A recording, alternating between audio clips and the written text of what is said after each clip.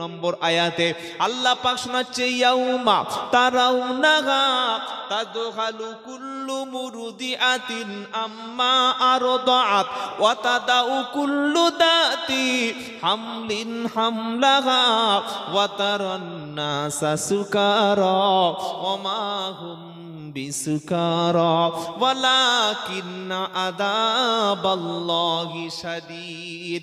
সেদিন তুমি দেখতে পাবে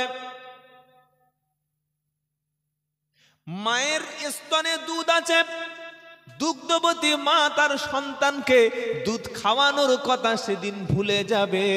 গর্ভবতী মায়ের পেট থেকে বাচ্চাগুলি টপটপ করে খসে খসে জমিনে পড়তে শুরু করবে। মানুষগুলো পাগলের মতো নেশাখোরের মতো আল্লাহর সামনে সেদিন ঘুরবে, অথচ কেউ এক পেগ মদ খায়নি, মাল খায়নি। আল্লাহর আযাবের ভয়ে এমন কঠিন অবস্থা যেদিন হবে, সেদিন মানুষগুলি তার ভাই আত্মীয় স্বজন সবাই তাকে ফেলে পালিয়ে যাবে। এটা এবার বলছে সূরা আবাসা, ইয়াউমা ইয়াফিরুল মারউ মিন আখিহি ওয়া উম্মিহি ওয়া আবিহি ওয়া সাহিবাতিহি ওয়া বানিহি লিকুল্লি ইমরিইন মিনহুম ইয়াউমা ইদিন শাআনুন ইগনি উজুহু ইয়াউমা ইদিন মুসফিরা। আল্লাহু আকবার। 30 পারা সূরা আবাসার 34 থেকে 36, 37, 38 নম্বর আয়াতে আল্লাহ পাক শোনাচ্ছে ইয়াউমা ইয়াফিরুল মারউ মিন আখিহি। কিয়ামতের বিচারের দিনেতে যেদিন মানুষ সেদিন তার নিজের ভাইয়ের কাছ থেকে দূরে পালিয়ে চলে যাবে। ও উম্মিহি ওয়া আবিহি, মা সন্তানকে ফেলে রেখে পালাবে।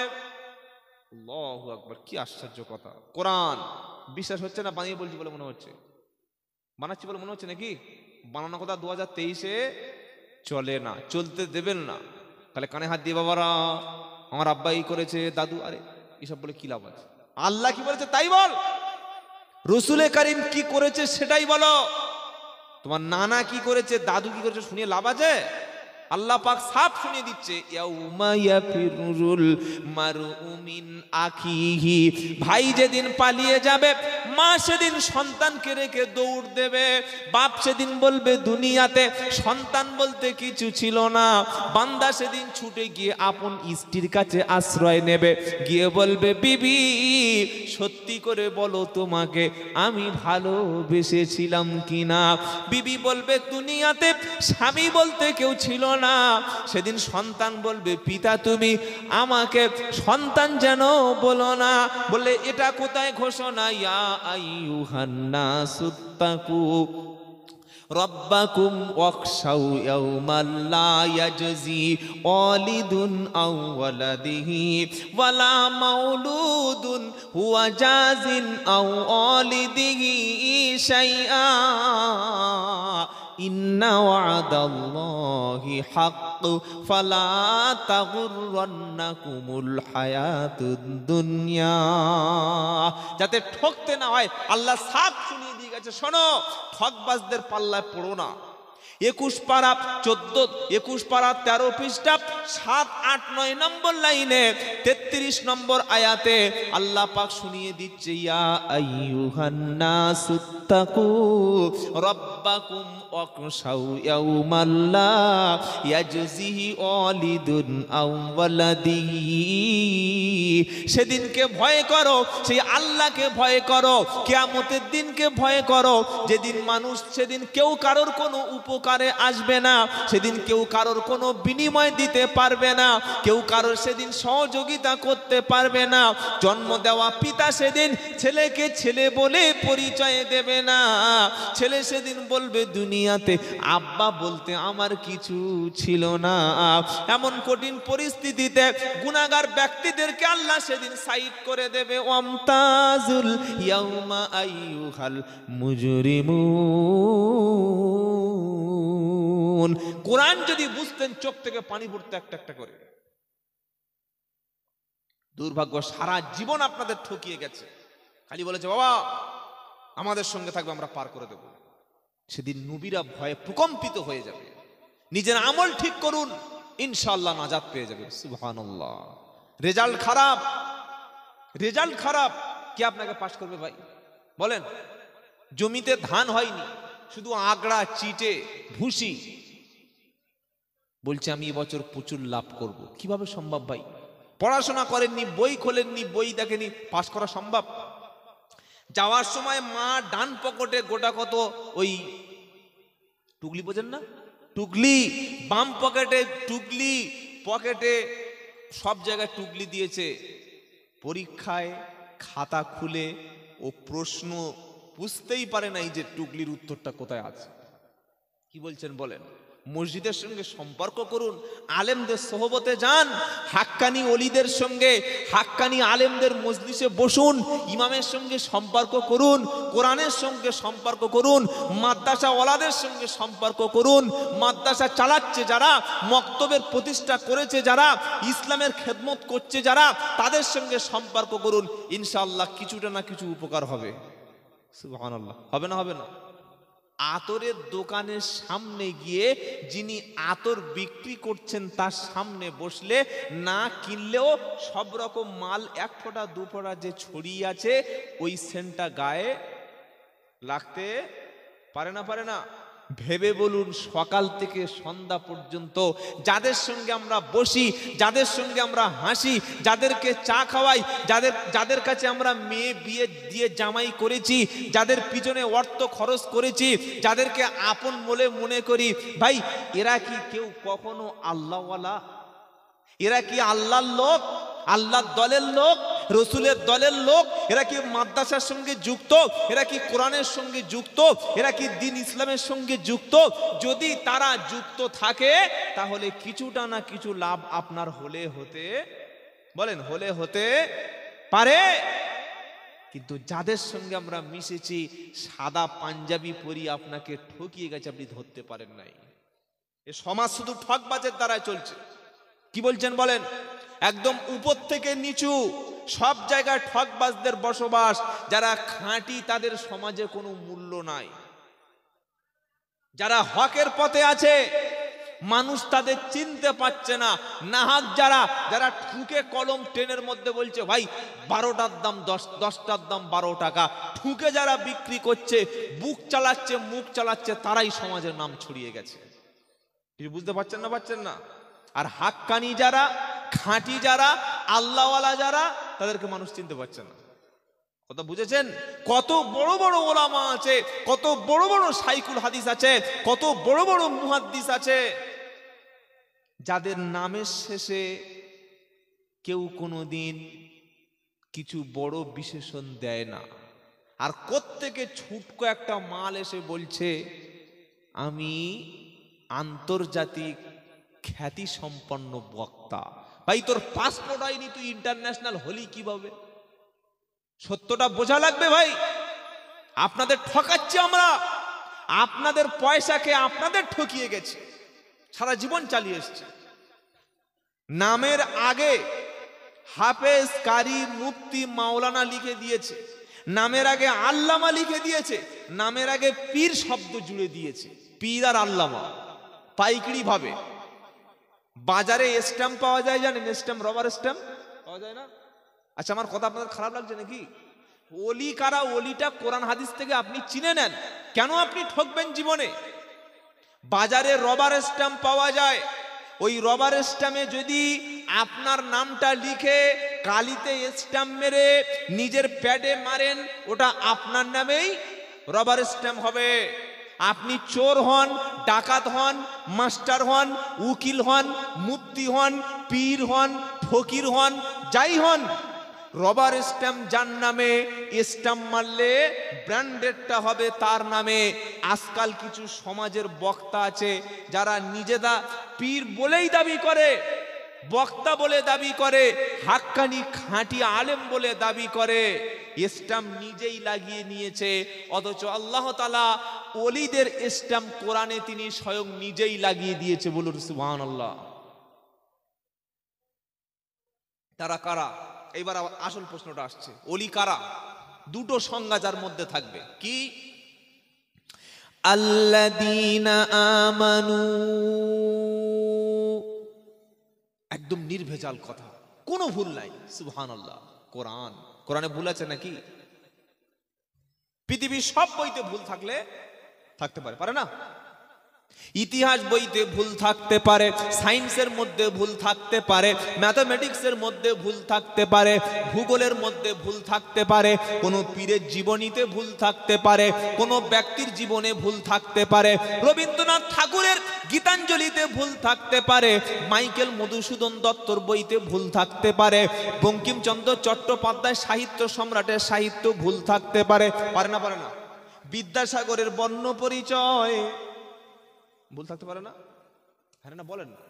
আচ্ছা, এই যে ব ব ব ব কটা আছে বইতে ভাই? ব কটা আছে বর্ণ পরিচয়? দুটো ব আপনি আমাকে বলুন। যে বাঘ জঙ্গলে গিয়ে হরিণ ভক্ষণ করে, করার পরে বাঘ ঘুমিয়ে পড়ে, এই যে দুবার ব বললাম, এখানে কোন ব আছে? ব তো একটা, তাহলে এই যে ডবল ব, এটা লেখার কোনো দরকার আছে?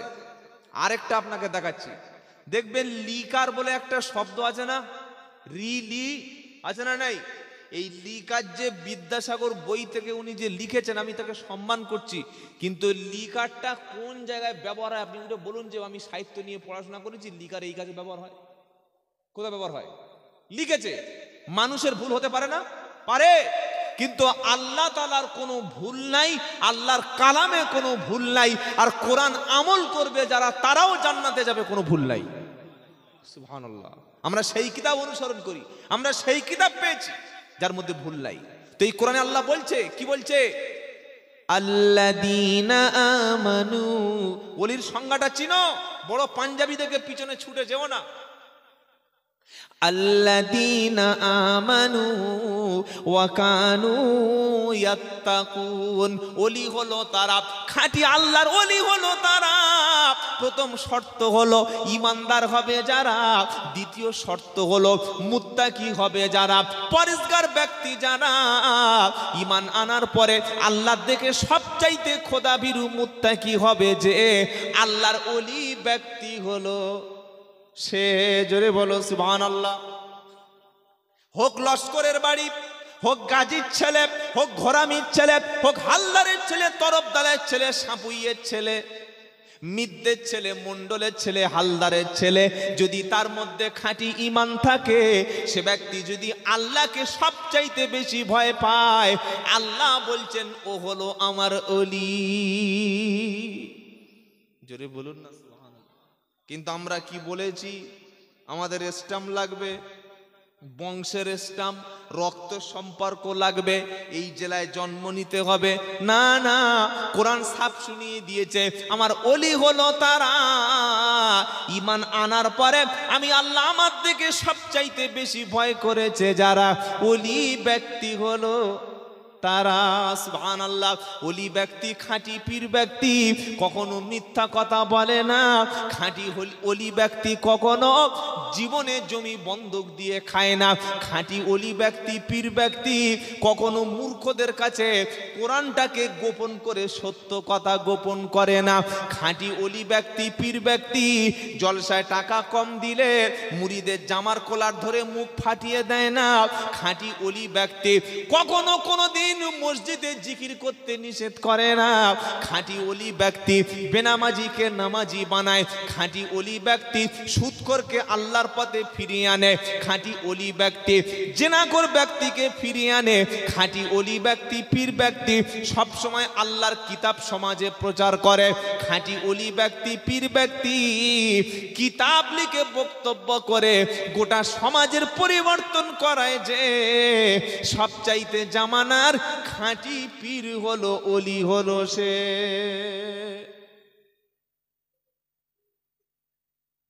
তুমি নামের শেষে পীর আল্লামা লিখেছো, তোমার লেখা বই কই বাজারে? এ বাবাজিরা, সোনালালেরা, জ্ঞানী জনেরা, সুদী মানুষেরা, পীর ছিলেন বসিরহাট আল্লামা রুহুল আমিন রহমতুল্লাহ আলাইহি। সুবহানাল্লাহ, সুবহানাল্লাহ। আল্লামা তো তারে বলে যার কাছে গেলে কুরআন, হাদিস, ইজমা, কিয়াস পাওয়া যায়।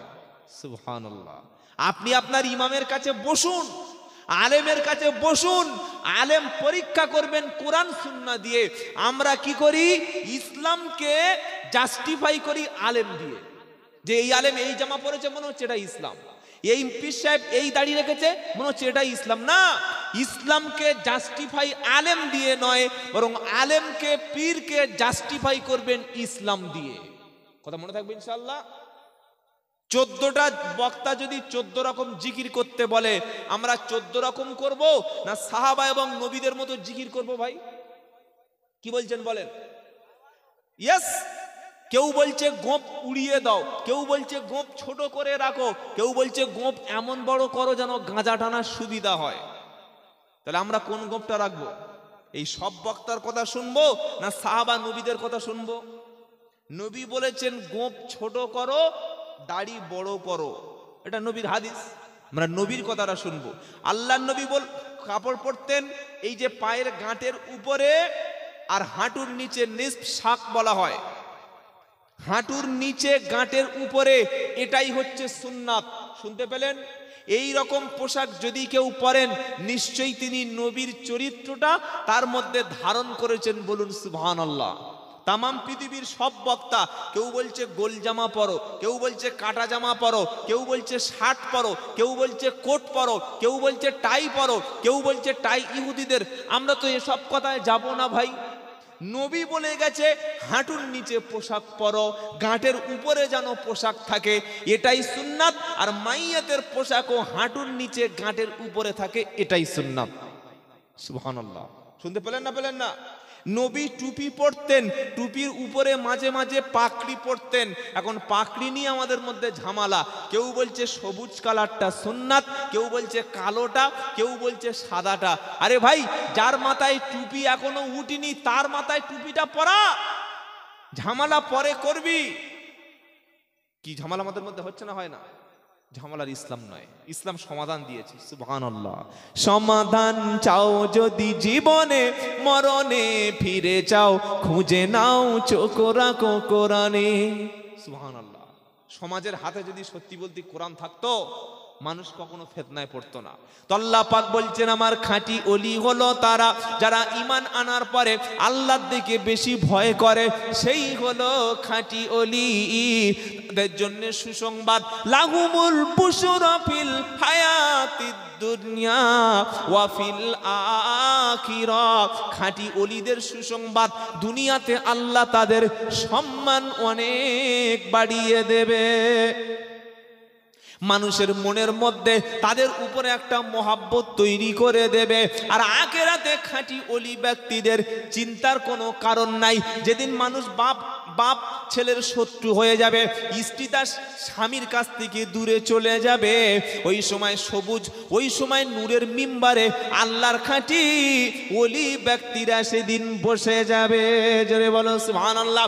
বক্তা সারা জীবন বলে গেছে ওলিদের কোনো ভয় নাই, ওলিদের কোনো চিন্তা নাই। এই রকম 5 শ্রেণীর ব্যক্তিকে আল্লাহ পাক বলেছে আরো 4 শ্রেণীর ব্যক্তি আছে যারা তাদেরও কোনো চিন্তা নাই। আজও পর্যন্ত এটা শোনানো হলো না আপনাদের।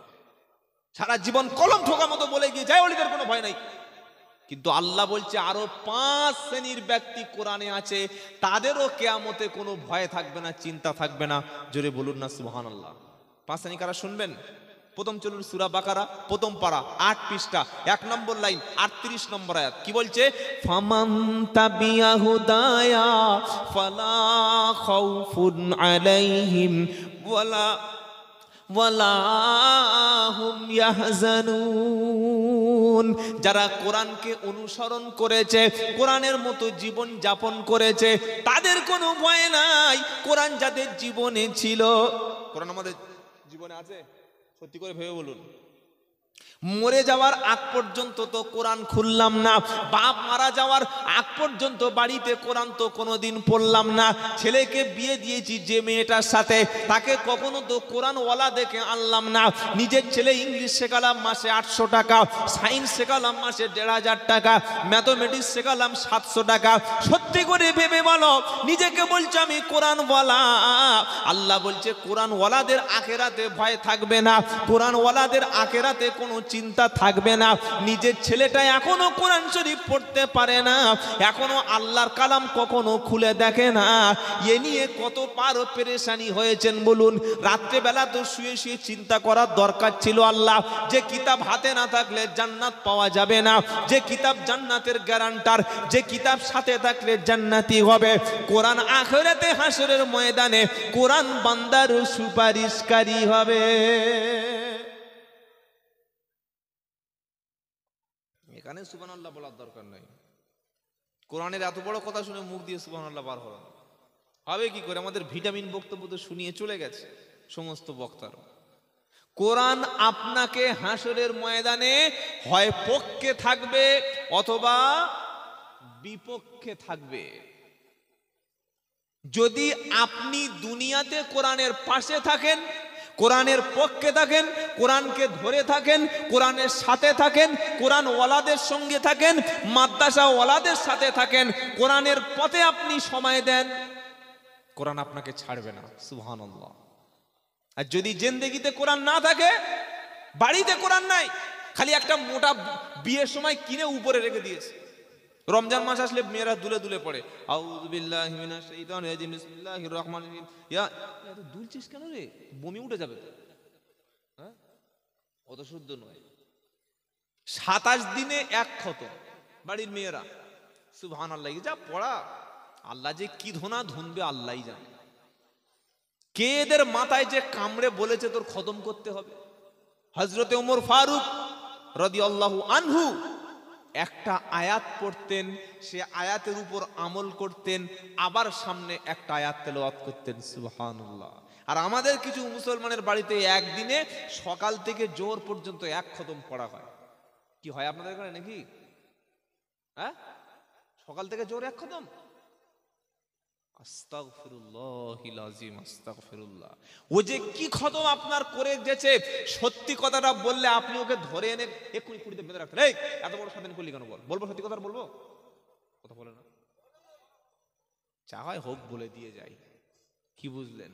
এই বাবাজিরা, আল্লাহ নবী সাল্লাল্লাহু আলাইহি সাল্লামের উপরে যখন কোরআন এর আয়াত নাজিল হচ্ছিল, নবী তাড়াহুড়া করছেন, স্পিড পড়ছেন, যাতে কোরআন যেন ভুলে না যায়।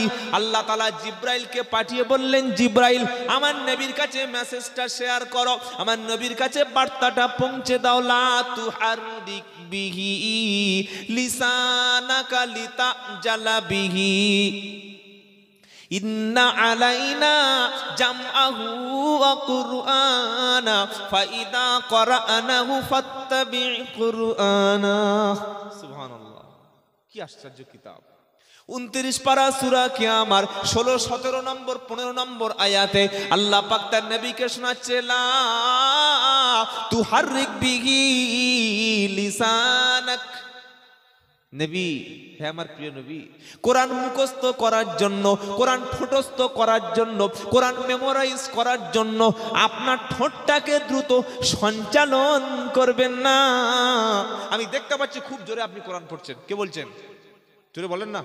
আল্লাহ তার হাবিবকে সাবধান করছেন, হাবিব কোরআন মুখস্থ করার জন্যে, কোরআন সিনায় জমিয়ে নেওয়ার জন্যে দ্রুত ঠোঁট সঞ্চালন করবেন না। আপনি চুপচাপ বসুন। জিব্রাইল আলাইহিস সালাম আপনার কাছে গিয়ে একবার যখন কোরআন মাজিদ পড়বে, আপনি কোরআন শরীফটা শুনবেন। ওই গোটা কোরআনটাকে সিনার মধ্যে বসিয়ে দেওয়া, মুখস্থ করিয়ে দেওয়ার দায়িত্ব আমি আল্লাহ নিজে নিয়ে নিলাম। দায়িত্ব কার? দায়িত্ব কার? নবী বললেন, এবার সত্য কথাটা শুনেন, 3 দিনের কমে যে ব্যক্তি কোরআন খতম করলো সে যেন কোরআন বুঝলো না। কদিন বলেন না? 3 দিন। আর সকাল থেকে দুপুর পর্যন্ত দেখো তো, বাড়িওয়ালা বেচারি হাফেজ সাহেব এনেছে 1000 টাকা কন্টাক্ট। হাফেজ সাহেব কত করে নিচ্ছ? 1000 টাকা দোষ হাফেজ সাহেবদের দেবো কেন?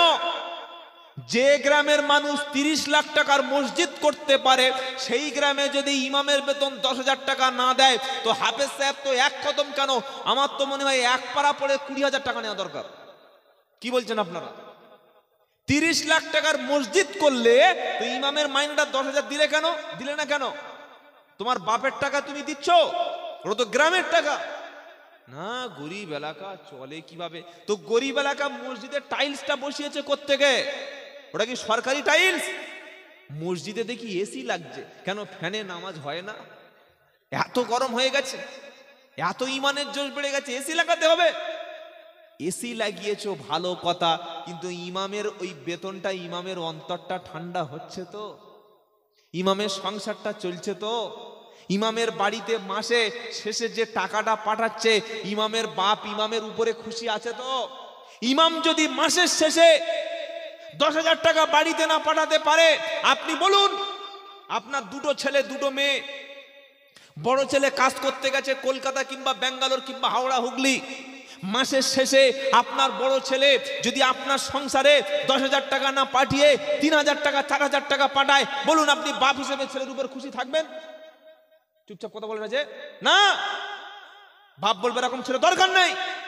তাহলে বাপ যদি ছেলের উপরে 3,000 4,000 টাকা না দিলে মাসের শেষে খুশি না থাকে, ইমামের বাপ ইমামের উপরে তাহলে খুশি আছে কই ভাই? আর ইমামের বাপ যদি না খুশি হয়, আপনার নামাজ হচ্ছে তো? ভাববেন সারা জীবন আলেমদারকে আমরা ঠকিয়ে এসেছি।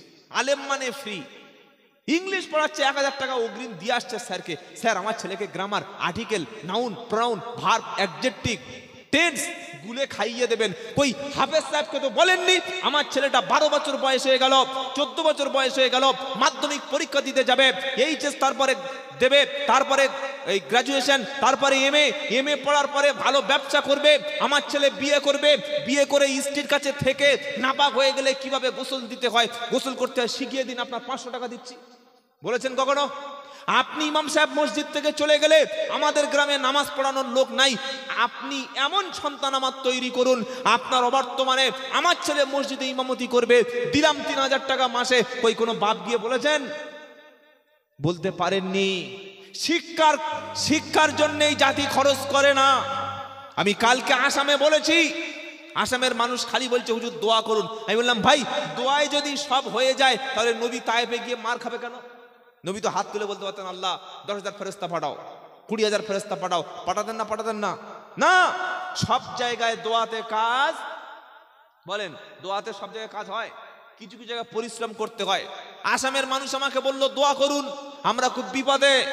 আমি বললাম ভাই বিপদে তো সেই জাতি পড়বে যে জাতি কোরআনটাকে মরা লোকের জন্য ফিক্সড করে নেয়।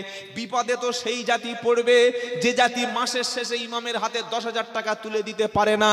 বিপদে তো সেই জাতি পড়বে যে জাতি বৃদ্ধ পিতামাতা, যার দোয়াটা সবচাইতে আল্লাহর কাছে কবুল হবে, যে সন্তানের জন্য সবচাইতে বড় পীর হচ্ছে বাপ মা। নিজের বাড়ির বৃদ্ধ পিতামাতা নিজের জন্ম দেওয়া পীরটাকে ঘরের বাইরে রেখে প্রত্যেকে বাইরের জেলা থেকে তকবির দিয়ে নে পা টিপতে টিপতে গলা পর্যন্ত টিপে দিয়েছে, কলা থেকে বেদানা, আপেল থেকে আঙ্গুর সব খাইয়েছে, 3 রকম মাংস করে খাইয়েছে পীর সাহেবের জান্নাত পাওয়ার লোভে। আর নিজের জন্ম দেওয়া পীরটাকে 6 বছর খেতে দেয়নি, বাপ সুগারে মরছে 10 টাকার ওষুধ কিনে দেয়নি। এই জাতির জন্য দোয়া করে কোনো কাজ অন্তত আমি বলতে পারবো, অন্তত হবে না। অন্য কোনো বক্তা বললে বলতে পারে। আজকের প্রত্যেকটা বাড়িতে বৃদ্ধ পিতামাতা কাঁদছে, কাঁদছে না? কাঁদে না? কাঁদছে। ছেলে মেয়ে বাপ মাকে তো মানে না। তাহলে এই জাতির জন্য কি করে আপনারা আশা করছেন? আবার বলছি দোয়া করে কি করব? আপনাদের আসাম রাজ্যে আমি কালকের বলেছি, আপনি শুনলে অবাক হবেন, আসামের সমস্ত মাদ্রাসা বন্ধ করে স্কুল বানিয়ে দেওয়া হয়েছে। আপনি তো এখনো বাংলায় শান্তিতে মাদ্রাসা চালাতে পারছেন। দিন আসছে, সামনে দিন আসছে, যদি এখনই আপনার মধ্যে কোরআনের কাছাকাছি না পৌঁছান, কোরআন ধরুন, পড়ুন, শেখান, পড়তে দিন, ঐক্যর সঙ্গে থাকুন, মসজিদের সঙ্গে থাকুন, ওলামাদের সঙ্গে থাকুন, খাঁটি হাক্কানি পীর চিনতে শুরু করুন। কাদের পিছনে ছুটছি ভাই আমরা? কি হলো? সাউন্ড শোনা যাচ্ছে না? এত জোরে চিল্লাচ্ছে, শোনা যাচ্ছে না? ও ঠিক আছে। আল্লাহু আকবার। সকলে নিয়ত করুন, আজ থেকে গিয়ে বাপ মাকে নিজের কোলে তুলে নেবো ইনশাল্লাহ বলেন। বাপ মাকে খাওয়াবো ইনশাল্লাহ বলেন। ওরে বাপ হলো তোর কাবা শরীফ, মা হলো তোর মদিনা। সুবহানাল্লাহ। বাপ বদদোয়া করছে, বাপকে না খেতে দিয়ে কেউ যদি হজে যায়, হজ কবুল হবে তো? হ্যাঁ, আসল উদ্দেশ্য প্রথম ছিল ছেলে বাপের হাতে বায়াত হবে। একটা ছেলে বলুন আমি বাপের হাতে বায়াত হচ্ছি, বলুন দেখি, বলুন 500 টাকা দেবো নগদ, বলো। হুজুর বাপের হাতে বায়াত হয়? কে বলেছে? ইয়েস, যদি না দেখাতে পারি আমার গাড়িটা ওখানে আছে, নিয়ে নেবেন। বাপ মায়ের খেদমত করা সন্তানের জন্য সুন্নাত না ফরজ? ফরজ। জানে না মুসলমান। কবি বলছে যে বাপ হলো তোর কাবা শরীফ, মা হলো তোর মদিনা। এমন বাপ মাকে কখনো তুমি কষ্ট যেন দিও না। আহা, যে জন্ম দিয়েছে সেটা পীর নয়, তার দোয়াটা কখনো নিলি না ভাই। তার পায়ে ধরে কখনো 500 টাকা বাপের পায়ের কাছে ফেলে দাও। জুমার দিনে নামাজ পড়তে যাচ্ছ মসজিদে, ঈদের নামাজে ইমাম সাহেবের 2000 টাকা দিচ্ছ। সত্য পীর চেনা লাগবে। ইমাম সাহেবের 2000 দিলে বাপের হাতে তো ঈদের দিনে 100 টাকা কমপক্ষে দেওয়ার দরকার ছিল। ছিল না? ছিল না? এটা শুনে আপনাদের কষ্ট হচ্ছে না তো? কষ্ট তো তাদের হবে যাদের ব্যবসা 12টা বেজে যাচ্ছে, যারা সাধারণ মানুষকে ধোকা দিয়ে খেয়ে এসেছে, যাদের খাবার আপনাদের হাঁড়িতে চলে, তাদের তো মাথায় আগুন লাগবে যে কি বলছে রে বাপ মা পীর। নবী বলছেন হুমা জান্নাতুকা ওয়া নারুক, বাপ মা তোমার জান্নাত, বাপ মা জাহান্নাম। বাপ খুশি আল্লাহ খুশি, মা খুশি আল্লাহ খুশি, বাপ মা নারাজ আল্লাহ নারাজ। কথা কোনো 2 নম্বরই কথা হচ্ছে বলে মনে হচ্ছে নাকি? বাপ মাকে খেদমত করুন, জান্নাত পেয়ে যাবেন। সুবহানাল্লাহ।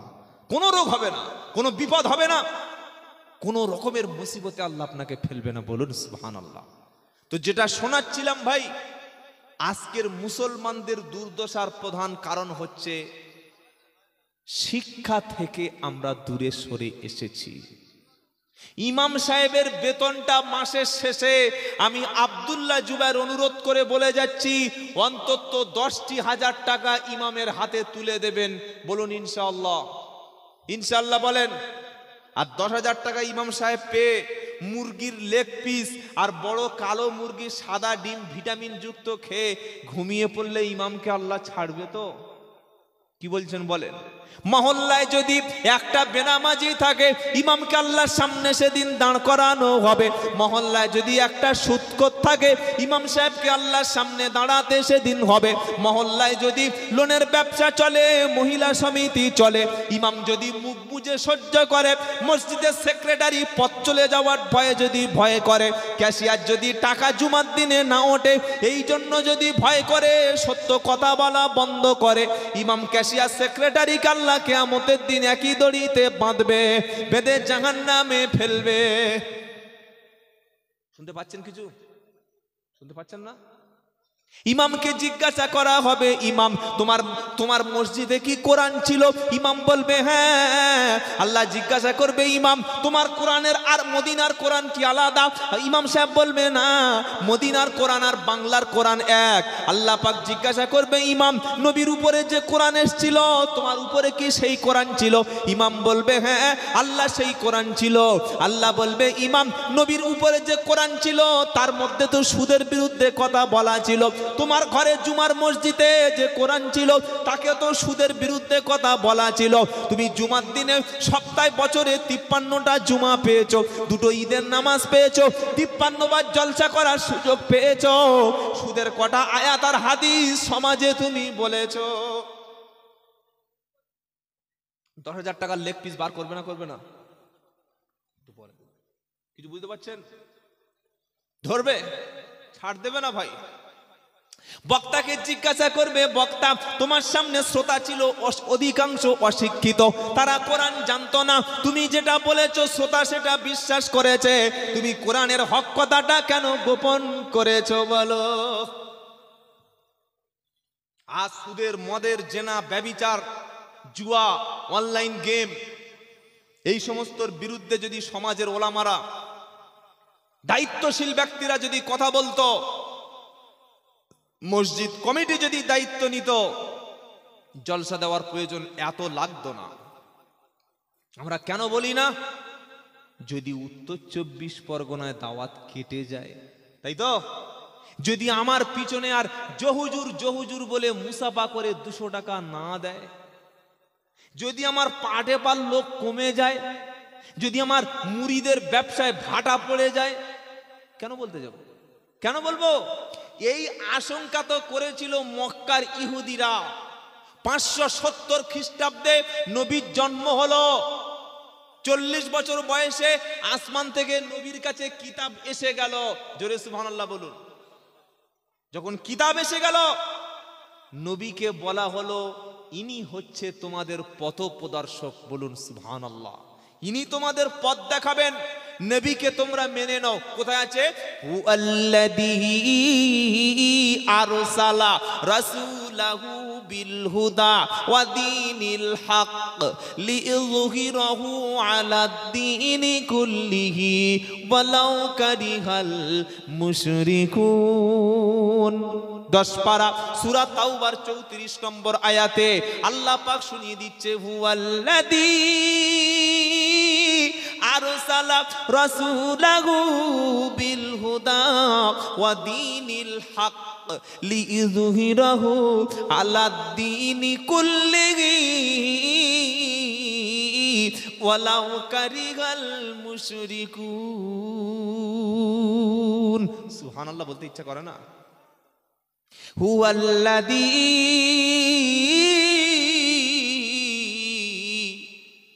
আরসালা রাসূলাহু বিল হুদা, যিনি তার রাসূলকে সত্য হেদায়েতের রাস্তা দিয়ে পাঠিয়েছেন।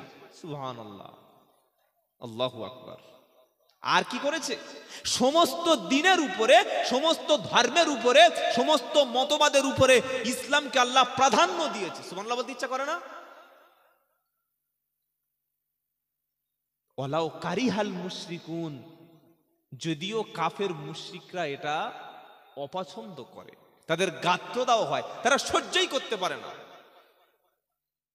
নবীর কথা যখন কোরআনে চলে আসলো, মুসা নবীর উম্মতের উপরে যে তাওরাত নামক কিতাব এসেছিল, মুসা নবীর উম্মতদের বলা হয় ইহুদি যারা পথভ্রষ্ট হয়েছে। এই যে ইসরায়েল ইহুদি ছিলেন না, এরা কারা উম্মত?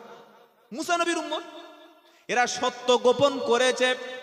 তাদের তাওরাত কিতাবে মুহাম্মদ সাল্লাল্লাহু আলাইহি সাল্লামের কথা অসংখ্যবার বলা ছিল। যখন নবী মক্কায় এলো, নবুয়তের দাওয়াত যখন প্রচার করছিল, মক্কার তাবর তাবর ইহুদিগুলো বলল যে নবীর নামটা তাওরাতে যেখানে লেখা আছে ওই অংশটা চেপে দাও, ওটা গোপন করো, ওটা সমাজে বলো না, ওটা সমাজে প্রচার হয়ে গেলে আমার দরবারের কারবারও থাকবে না। আপনি তাফসীর পড়ুন, সূরা বাকারা 173 নম্বর আয়াতে লেখা আছে, পড়ুন, এক্ষুনি বুঝতে পারবেন। ইহুদি পণ্ডিতরা বলল, ওরে মুহাম্মদ সাল্লাল্লাহু আলাইহি সাল্লামের প্রশংসামূলক কথাগুলো যেগুলো ইহুদিদের কিতাবে লেখা আছে ওগুলো সাধারণ জনগণের সামনে যেন বলবি না।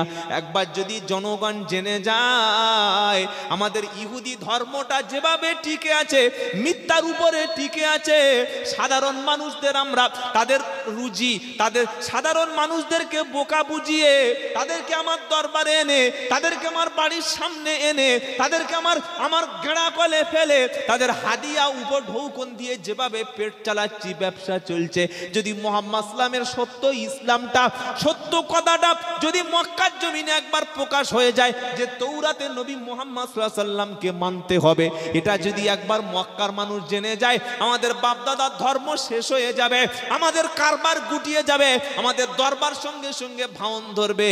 এই কথাটার ভয়ে তারা সত্য কথাটা গোপন করে দিল। কারা? ইহুদিরা। কারা? জোরে বলেন। ইহুদিরা। সত্য গোপন করা ইহুদিদের চরিত্র, সত্য প্রকাশ করা নবুয়াতের চরিত্র। বলুন সুবহানাল্লাহ। কথা বুঝতে পারছেন না, পারেন না? তারা চেষ্টা করলো যে নবীর নামটা যে তাওরাতে আছে এটা যেন মক্কার মানুষ না জানতে পারে। যদি জানতে পারে তাহলে আমাদের ইহুদি ধর্ম থাকবে না।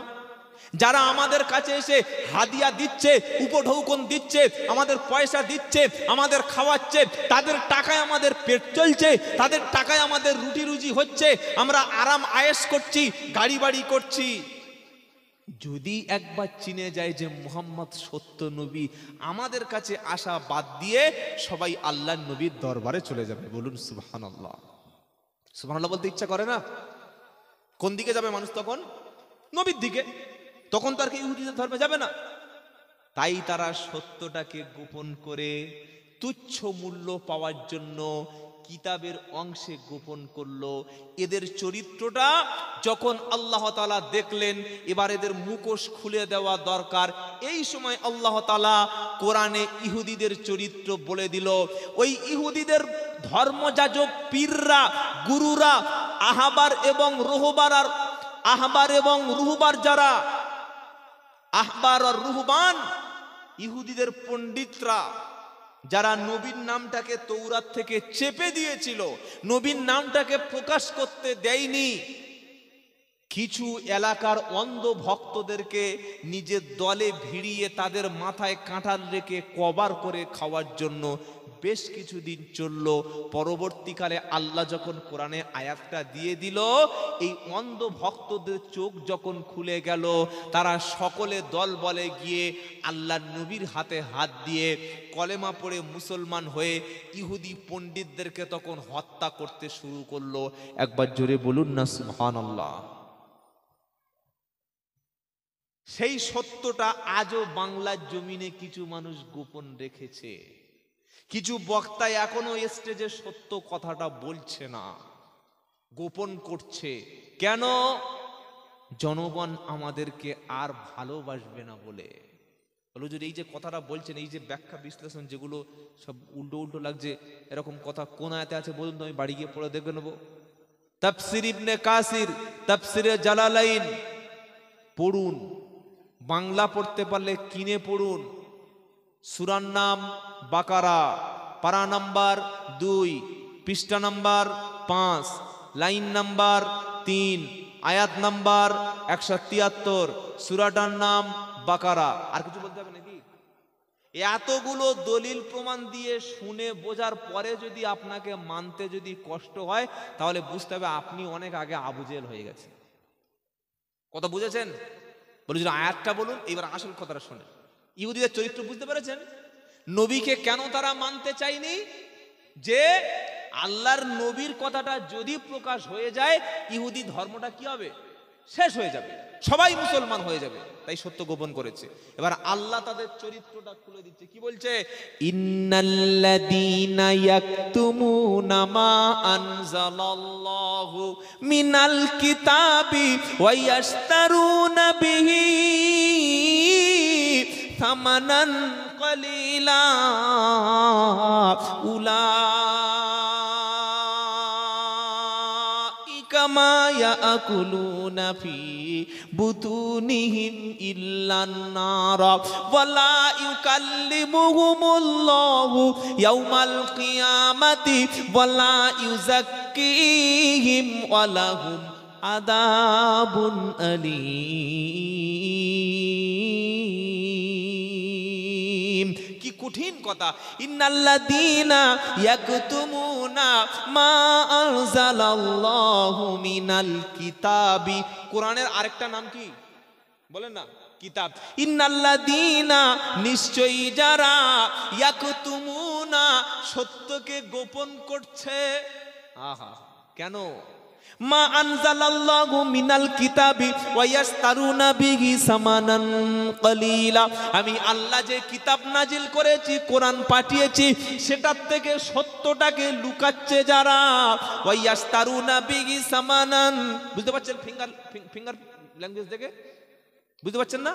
ওয়াইয়াস্তারুনা বিহি সামানান কালিলা, মাল কি বলুন তো? এ হাল তেরা জাল হ্যায় মকসুদ তেরা মাল হ্যায়, এ হাল তেরা চাল হ্যায় মকসুদ তেরা মাল হ্যায়, কি আজব তেরা চাল হ্যায় লাখো কো আন্ধা কর দিয়া। সাধারণ মানুষ আপনারা, আপনাদের কোনো ভুল নাই, আমরা আপনাদেরকে ঠকিয়েছি ভাই, সত্যটা বলছি শুনুন। আল্লাহ পাক শোনাচ্ছে, ওয়াইয়াস্তারুনা বিহি সামানান কালিলা, তুচ্ছ মূল্য কিছু রুটি রুজি হালুয়া, কিছু ধর্মের নামে ব্যবসা, কিছু অন্ধদের মাথায় কাঁটার লেকে কভার করে খাওয়া, সাধারণ মানুষের কাছে কোরআনটাকে চেপে দেওয়া, সাধারণ মানুষকে আল্লাহর আয়াত থেকে শিক্ষা থেকে দূরে রাখা, এগুলো করেছে তারা কিছু তুচ্ছ মূল্য রুটি রুজি লুণ্ঠন করার জন্যে। আল্লাহ বলছে, ইয়াকুলুনা ফি বুতুনিহি মিল্লা নার, ওদের পেটে ওরা আগুন ছাড়া অন্য কিছু খাচ্ছে না। এটা দুনিয়ার অপকর্ম ইহুদিদের। এবার শাস্তিটা শেষের অংশে বলছে, শাস্তিটা কি?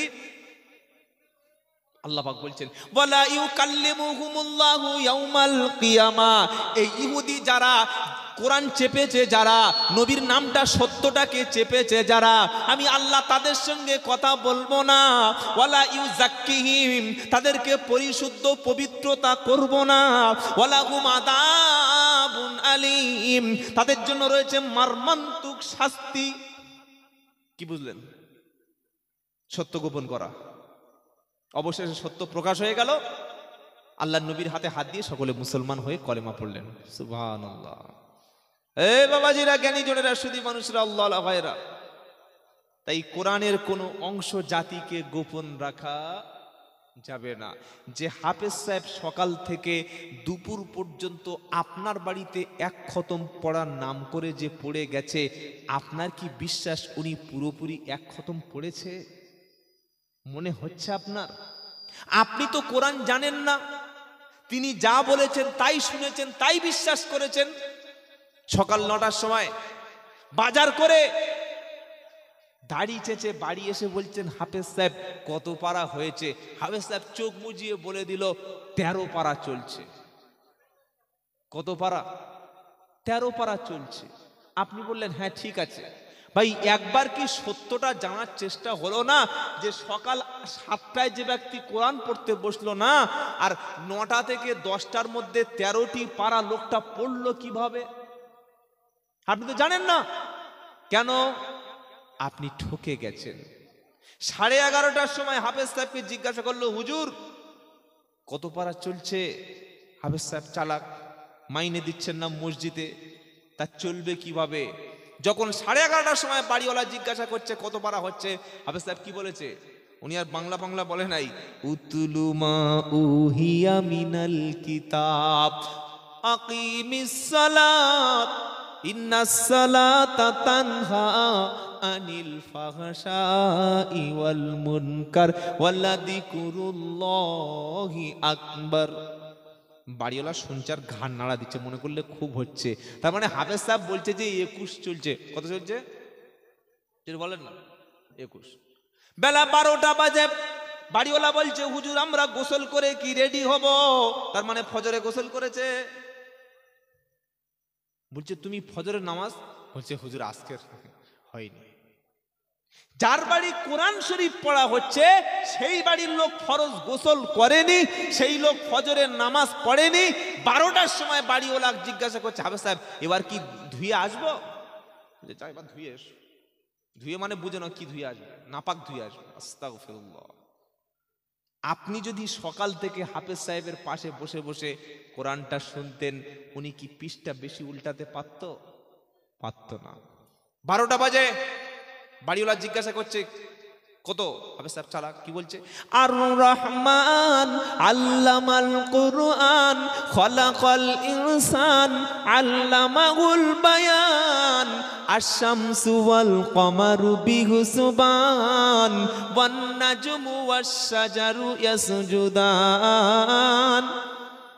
বাড়িওয়ালা বলছে কতবার হাফেজ সাহেব? ওর বউ বলছে এদিকে এসো, কিছু জানে না। কতবার 27 পারা চলছে সূরা রহমান, জানো না? বউয়ের দাঁত কিচানি শুনে তাড়াতাড়ি করে মাথা রুমাল ফেলে দেয়। আচ্ছা ঠিক আছে ঠিক আছে। ও বুঝতে পেরেছে 3 ওভার 3 পারা বাকি আছে। কত পারা? 3, 28, 29, 30। 12:30 আজান হচ্ছে মসজিদে, একটাই জামাত। আল্লাহু আকবার, আল্লাহু আকবার। বাড়িওয়ালা মনে করছে কি সর্বনাশ, আজান হচ্ছে, এখন হাফেজ সাহেব পড়ছে, খতম হবে। হাফেজ সাহেব তো জানে যা করার সেরে দিয়েছি, খতম, এবার তোমার খতম করবো। বলছে কত চলছে? ভাই স্ট্যান্ডটা আপনি আগিয়ে আনুন তো, এই যে হ্যালো, স্ট্যান্ডটা আগিয়ে আনুন, পিছনে যারা, হ্যাঁ সামনের দিকে আগে যাদের লোক, আপনার চেয়ার নিয়ে বসে যদি সমস্যা হয়। বাড়ির লোক বলছে কত? হাফেজ সাহেব কি বলছে জানেন? আম্মা ইয়াতাসাআলুনা আনিন নাবাইল আযীম আল্লাযী হুম ফীহি মুখতালিফুন কাল্লা সায়ালামুন সুম্মা কাল্লা সায়ালামুন আলাম নাজআলিল আরদা মিহাদা ওয়াল জিবালা আওতাদা। কত কত ভাই? 30, লাস্ট এন্ড ফিনিশ। আজান হয়ে গেল, নামাজ হয়ে গেল। আল্লাহুম্মা আমিন। আল্লাহ, যা কিছু পড়া হয়েছে বাড়িওয়ালার পিতা মাতা আত্মীয় স্বজন সবার রুহে পৌঁছে দাও। ভেবে বলবেন, সত্যটা বলবো না চেপে দেবো, বুঝতে পারছি না আমি। বলবার একটা সত্য কথা ভাই, আপনি আপনার শ্বশুর বাড়িতে গিয়ে যদি ইয়াসিন শরীফ পড়েন, সওয়াবটা শ্বশুরের হবে না আপনার? কার? যিনি পড়েছেন তার হবে। কেউ যদি জামাইয়ের বাড়িতে গিয়ে সূরা রহমান পড়ে, তার হবে। হাফেজ সাহেব যে পড়লেন, হ্যাঁ একটা জায়গায় লাভ হতো যদি আপনি বসে শুনতেন, যদি বসে শুনতেন, শোনাটাই লাভটা আপনার ছিল, আর কিচ্ছু নয়। বাদ বাকি যত পড়েছে সওয়াব গেছে হাফেজ সাহেবের। সকাল থেকে যে নাস্তা, ওটা গেছে হাফেজ সাহেবের পেটে। দুপুরে মুরগির ঝোলটা, এটা যাবে হাফেজ সাহেবের পেটে। 1000 টাকা দুটো 500 টাকার গান্ধী, ওটা যাবে হাফেজ সাহেবের পকেটে। ভাই আপনার কি হলো? হিসাব নেবেন না সমাজ থেকে? বলে হুজুর তাহলে এই ঠকান ঠকেছি, আপনি আমাদেরকে কি ঠকাচ্ছেন? না, আমি আব্দুল্লাহ জুবায়ের বলছি, আপনার সন্তানটাকে হাফেজ সাহেবের কাছে মসজিদে পাঠিয়ে দিন। ওই সন্তান এসে যখন বাড়িতে কোরআন তেলাওয়াত করবে, হাফেজ সাহেব তো 364 দিন আসবে না ভাই। আসবে কি? আসবে না, বছরে একবার। এই কোরআনটা যখন 365 দিন আপনার বাড়িতে তেলাওয়াত হবে, আল্লাহর রহমতটা তখন বৃষ্টির মতো নাজিল হবে। আর ছেলের দোয়াটা বাপের জন্য, ওয়ালাদিন সালিহিন ইয়াদউ লাহু। নবী বলে গেছেন, মানুষ মারা গেলে কোনো হাফেজ, কোনো পীর, কোনো মুফতি, কোনো ফকিরের দোয়া নয়, যোগ্য ওলামাদের জিজ্ঞাসা করুন, মুসলিম শরীফের হাদিস, ওয়ালাদিন সালিহিন ইয়াদউ লাহু। মাইয়েতের জন্য নেক সন্তানের দোয়াটা তার উপকারে আসবে। জোরে বলুন একবার সুবহানাল্লাহ। আপনি এতদিন ঠকেছেন, আজ যাতে ভবিষ্যতে ঠকবাজদের জোচ্চোরদের পাল্লায় না পড়তে হয়, সেজন্য একটা ছেলেকে ইমামের হাতে ধরে কাল সকালে 5,000 টাকা দেয়া হলেও দেওয়া লাগবে। আর আসার সময় বলবেন, হুজুর আপনি যেভাবে কোরআন পড়ছেন আমার সন্তানটাকে ওই রকম কোরআন শিখিয়ে দিন। আপনি যেভাবে নামাজে পড়েন আমার সন্তানকে ওইভাবে কোরআন পড়ান। কিরকম কোরআন? ওয়ারাত্তিলিল কুরআন তারতিলা। 29 পারা সূরা মুজাম্মিলের 4 নম্বর আয়াতে আল্লাহ পাক শোনাচ্ছে, হাবিব গো কোরআন যখন পড়বে তার দিলের সঙ্গে, তাসবিদের সঙ্গে থেমে থেমে কোরআন পড়বে। কারণ মানুষ যখন কোরআন পড়ে সে আল্লাহর সঙ্গে কথা বলে। জোরে বলুন সুবহানাল্লাহ। তাহলে 2 শ্রেণীর ব্যক্তির কথা শোনালাম। প্রথম আল্লাহ বলছে ওলিদের কোনো ভয় নাই।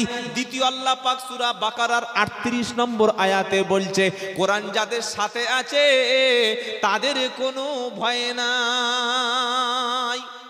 সুবহানাল্লাহ বলার দরকারও নাই।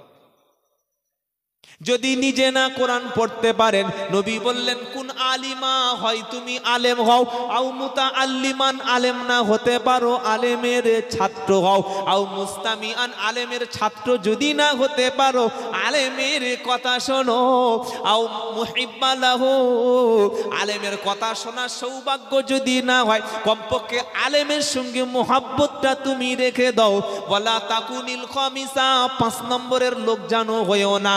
4 চারটি হলে রেহাই পাবে, তা না হলে কবরে মারো বন্ধ হবে না। প্রথম তুমি কুন আলিমান ও আলেম হও, আলেম যদি না হতে পারো মুতাআল্লিমান, আলেমের ছাত্র হও। ছাত্র হলো সে আলেমের উপরে আঙ্গুল তুলে কথা বলে যে ছাত্র তো ইমামের সামনে বেয়াদবির মতো হাত তুলে ইমামকে রাস্তায় দাঁড়িয়ে মাসআলা জিজ্ঞাসা করে যে আলেমের ছাত্র কখনো নয়। যে ওলামা যারা বসে আছে জিজ্ঞাসা করো, একটা ছাত্র মাদ্রাসায় গিয়ে মাথায় টুপি দিয়ে ওযু করে হাঁটুটা মুড়ে নামাজের কায়দায় বসে উস্তাদের কাছ থেকে আলিফ বাতাসা শিখতে হয়, কোরআন শরীফের 30 পারা মুখস্থ করতে হয়, হাদিস শিখতে হয়, উসুল শিখতে হয়, ফিকা ফারাজ শিখতে হয়, মিজান নাহমির পড়তে হয়, সবকিছু শিখতে হয়। ছাত্র মাথা নিচু হবে, ওস্তাদ উঁচু জায়গায় বসবে। ছাত্র কাঙালের মতো ইলিম ভিক্ষা করবে, ওস্তাদ ইলিম বিতরণ করবে। এটাই হলো ছাত্রর নমুনা। চায়ের দোকানে বলছে, ও হুজুর বললে কি, বললে শুনেছি নাকি বিড়ি খাওয়া চলে না। বলছে না চলে না। তা বলছে তামাক যদি খাই কি হবে? মানে বিড়ি খায়, তামাকও খায়, যদি ঘুরিয়ে নেওয়া যায়। কুরবানির গরু কিনেছে 48,000 টাকা দিয়ে, জার্সি গরু থাকে না, কথা বলে না, 3-4 লিটার করে দুধ হচ্ছে।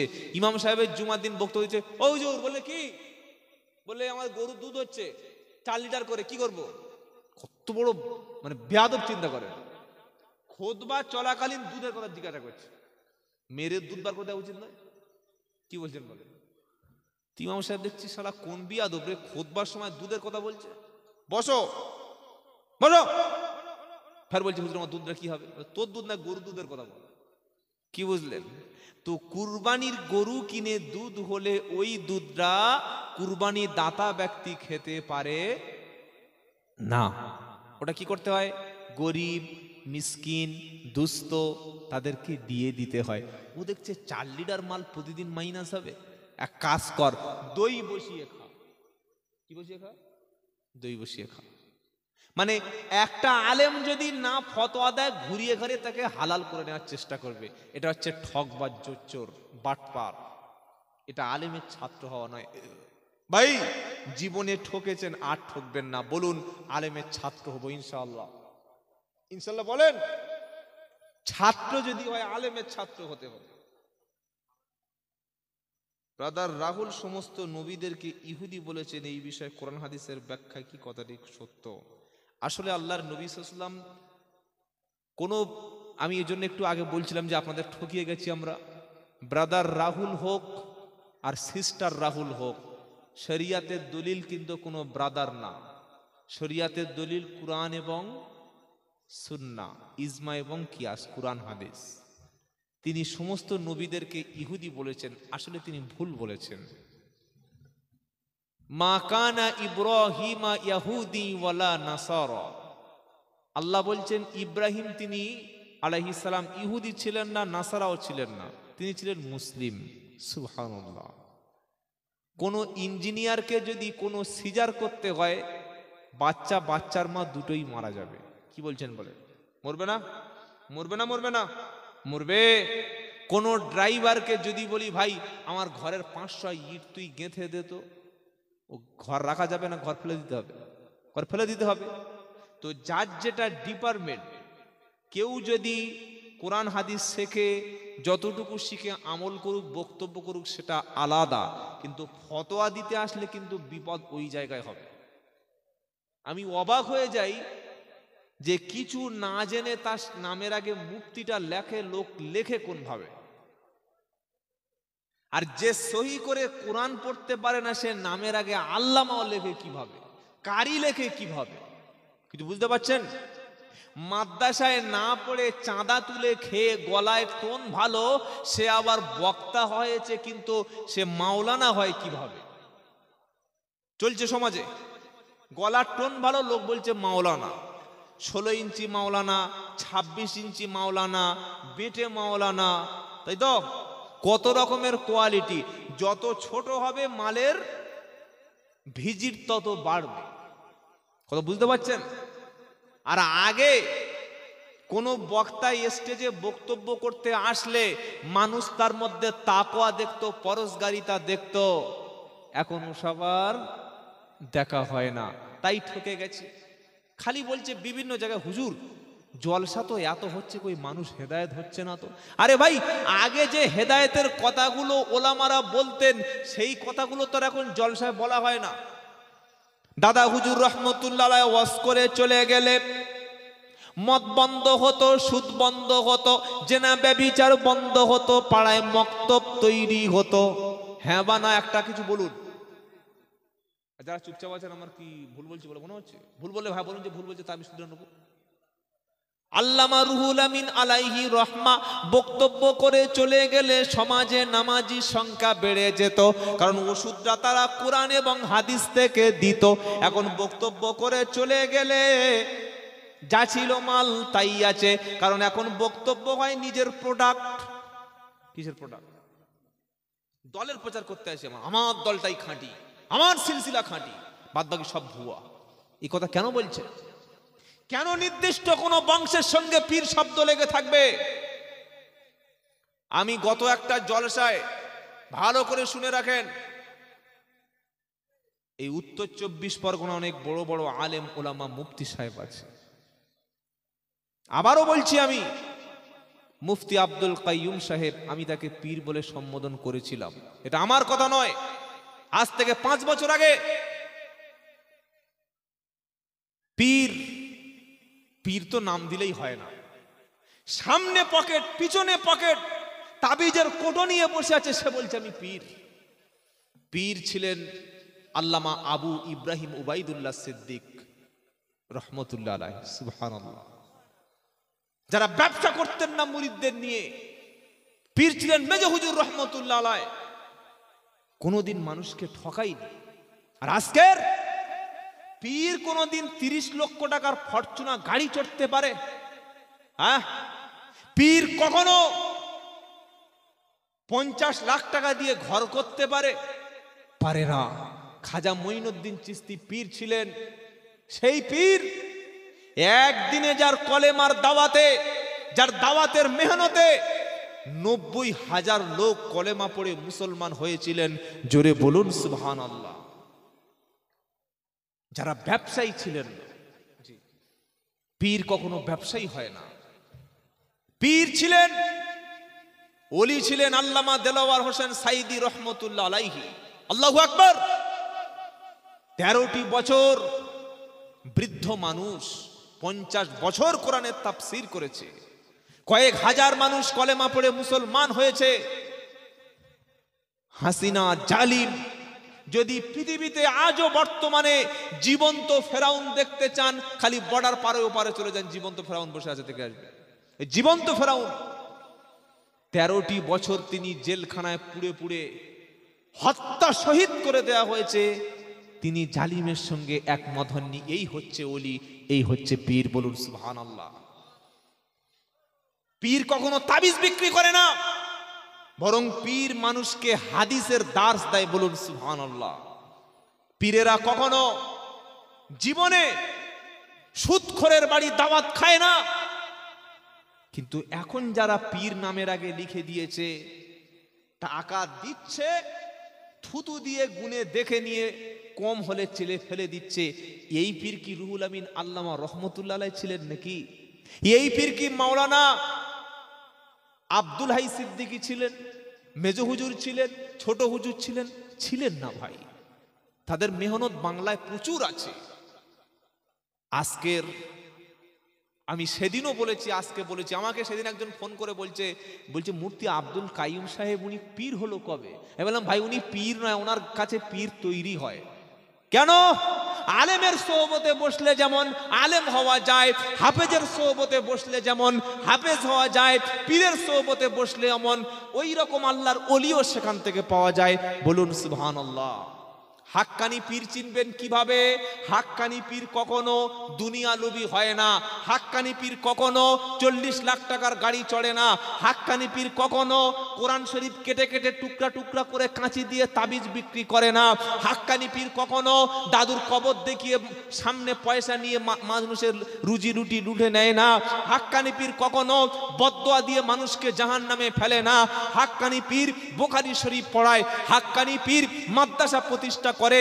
হাক্কানি পীর মুরিদদেরকে জাহান্নাম থেকে বাঁচানোর জন্য সুদের বিরুদ্ধে সংগ্রাম করে। হাক্কানি পীর দেশের জন্য ইসলামের জন্য জীবন দেয়। হাক্কানি পীর মহল্লায় কোনো মানুষকে খাওয়া না হলে জলসার টাকা দিয়ে বাড়িতে খাবার পৌঁছায়। হাক্কানি পীর ক্যান্সার রোগীকে সুস্থতা করার জন্য হাদিয়া মোসাফার টাকা সেখানে ইনভেস্ট করে। হাক্কানি পীর যে গ্রামে মাদ্রাসা মক্তব নাই, আজকের মুসলমান সমাজে শিক্ষার বড় দরকার। যত বড় বড় স্কুল সব দেখবেন সরকার স্কুলগুলো সব কলকাতায়, গ্রামের দিকে স্কুল নাই, মাদ্রাসার অবস্থা ভালো নাই। হাক্কানি পীরেরা গ্রামে ঘুরে ঘুরে বিভিন্ন স্কুল, বিভিন্ন মাদ্রাসা, বিভিন্ন মক্তব তৈরি করে। ভাই মাদ্রাসা এবং মক্তব তৈরি হলে তবে দিন ইসলাম জিন্দা হবে। যারা এই কাজগুলো করছে বুঝবেন তারাই হকের পথে আছে, বলুন সুবহানাল্লাহ। যারা ভণ্ডামি করছে, নামের আগে পীর লিখছে, আল্লামা লিখছে, তাদেরকে প্রশ্ন করো যে কেন তারা নামের আগে পীর আল্লামা লিখেছে। তারা কোরআন পড়তে পারে, তারা সই করে কোরআন জানে। আর বর্তমানে সবচাইতে বড় সত্য হলো যে সন্তানদেরকে আমরা আর আলেম বানাতে চাচ্ছি না। কেন? যে সন্তান আলেম হলে ও কি করে খাবে, এটা মানুষের মধ্যে একটা বিশ্বাস ঢুকে গেছে না, যায় নাই? এই হ্যাঁ না বলেন না? সাধারণ মানুষের এখনো বিশ্বাস যে আমার ছেলে আলেম হলে ওর সংসার চলবে না, আমার ছেলে আলেম হলে ও জীবনে ওর বিবি বাচ্চাকে খাওয়াবে কি। এটাই তো ইসলাম ধ্বংসের সবচাইতে বড় কারণ। কোনো আলেম যদি মনে করে আমি বক্তব্য করে আমি আলেম হয়ে রুটি রুজি করে খাবো, এটা ব্যবসা, বুঝতে হবে দুনিয়া কর আলেম এ কখনো অরিজিনাল আলেম না। ইলম অর্জন করব ইসলাম প্রচারের জন্য, আখেরাত থেকে বাঁচার জন্য, বলুন সুবহানাল্লাহ, জোরে বলুন সুবহানাল্লাহ। তাই খাঁটি পীরটা সবসময় চিনতে শিখুন। খাঁটি পীর খাঁটি ওলিদের সোহবতে থাকবেন, জীবন পাল্টে যাবে ইনশাআল্লাহ, বলেন ইনশাআল্লাহ। ওলামাদের সোহবতে যাবেন তো ভাই? যাবেন তো? বিশ্বাস করুন, খাঁটি ওলামাদের সঙ্গে যাবেন, জীবনে কখনো ঠকতে হবে না। খাঁটি ওলামা মাদ্রাসায় পাওয়া যায়, কখনো মাজারে পাওয়া যায় না। খাঁটি ওলামা সব সময় বড় বড় মাদ্রাসায় খাঁটি আলেম থাকে, আমরা তো চিনতে পারি না ভাই। খাঁটি ওলি মাদ্রাসায় পড়ে থাকে, তারা হাদিস পড়ায়, কোরআন পড়ায়, আর তাফসির পড়ায়, ফিকা ফারাজ উসুল এ সমস্ত পড়ায়। আমরা তাদেরকে চিনতে পারি না। ভণ্ডদের পিছনে 30,000 টাকা দিয়ে ছুটি, আর আসল আলেম মসজিদে বেতন পায় না। তাই অনুরোধ করছি, যত মসজিদ এলাকায় আছে একটু ইমামের মাইনেটা বাড়িয়ে দেবেন ইনশাআল্লাহ, বলেন ইনশাআল্লাহ। মসজিদ কমিটি গ্রামে যারা আছেন, মসজিদ কমিটির অনুরোধ করছি, ইমামকে সঙ্গে করে নিয়ে এই যে সমস্ত জলসা কমিটির ছেলেরা জলসা দিচ্ছে, এদেরকে সাথী করে নিয়ে গ্রামে হারাম কাজকে তোমরা নিষেধ করো ভাই। সুদের ব্যবসা, যে লোন বন্ধন চলছে না, অবশ্যই পাপ। যখন বেশি মাত্রায় আসে আল্লাহর গজব সেখানে আসে। আজকের বাংলাদেশে একটা ভিডিও দেখলাম, 3 ভাই একটা মেয়েকে বিয়ে করেছে। দেখেছেন ভিডিওটা? কেউ দেখেননি? সাংবাদিকরা বলছে 3 ভাইয়ের একটা বউ কেন?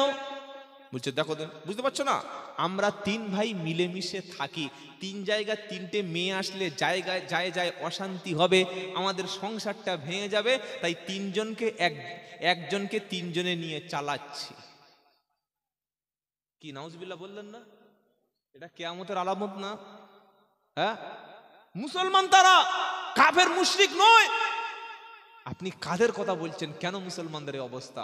তাহলে দ্বিতীয় শ্রেণী আল্লাহর আখিরাতে ভয় পাবে না যারা কোরআনের সাথে ছিল। সুবহানাল্লাহ।